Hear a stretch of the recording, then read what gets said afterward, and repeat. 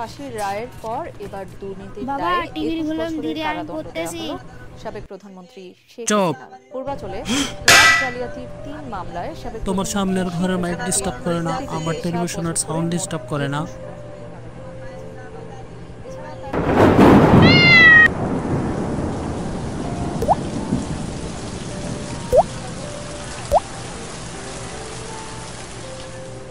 বাবা ছাদ থেকে পানি পড়তেছে।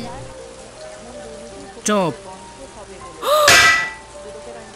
সামনেওয়ালাদের ঘর দেখেছো? ওদের ঘরে তো ছাদও নেই।